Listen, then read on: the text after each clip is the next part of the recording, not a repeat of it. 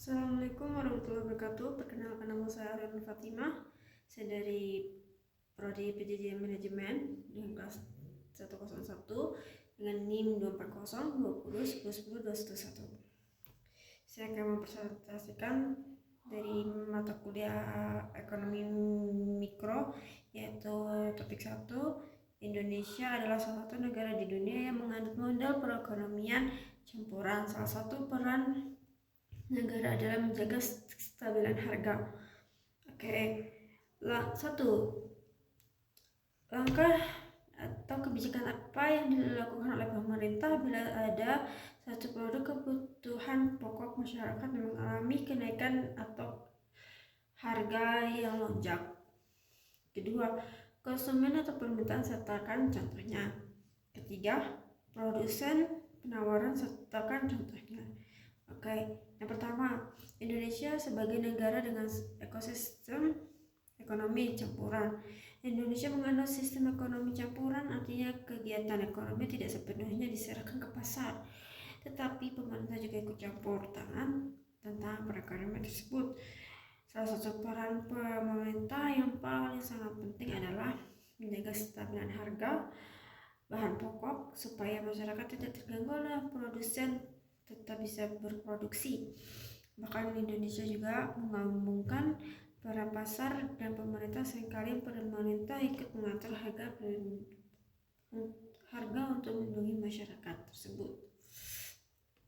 Kedua, apa saja yang dilakukan pemerintah saat harganya melonjak? Pertama adalah operasi pasar atau stabilisasi harga. Pemerintah melepas stok beras bulog ketika harga beras naik. Tujuan pemerintah tersebut adalah menambah pemasokan hingga harga turun. Contohnya operasi pasar beras dan minyak goreng. Subsidi harga. Kedua, subsidi harga. Pemerintah memberikan subsidi harga pada BBM, LPG 3 kilo dan pupuk. Tujuannya agar harga tidak terlalu mahal bagi masyarakat tersebut. Ketiga, harga eceran tertinggi HET minyak goreng, beras, SPHP dan gula, mencegah perdagangan, menaikkan harga seenaknya. Terus yang keempat, pengawasan dan penindakan, yaitu pemerintah menindak penimbunan barang dan kartel yang membuat harga naik.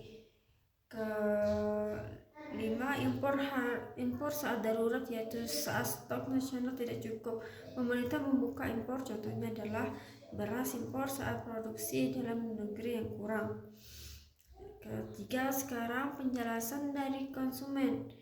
Konsumen adalah pihak yang membeli barang, jadi mereka sangat sensitif terhadap kenaikan barang.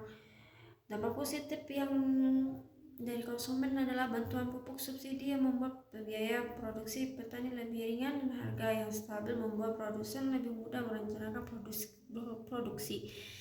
Keempat, dampak negatifnya dari konsumen adalah harga terlalu dikendalikan, HET terlalu rendah, bisa membuat produsen rugi dan produsen swasta kalah bersaing jika banyak subsidi pemerintah. Contohnya yang terjadi di dunia adalah petani yang menjual gabah ke Bulog mendapatkan harga acuan petani, dan produsen goreng yang sempat rugi ketika HET diberlakukan terlalu rendah pada tahun 2022. Kesimpulannya adalah peran negara dalam menjaga kestabilan harga sangat penting untuk melindungi konsumen dan produsen. Konsumen dapat mendapatkan harga yang jangkau, sementara produsen mendapatkan kepastian pasar.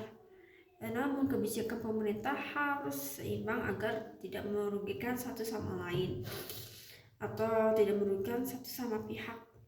Sistem ekonomi campuran yang dianut oleh negara Indonesia membuat pemerintah bisa masuk ketika harga sudah mulai tidak stabil.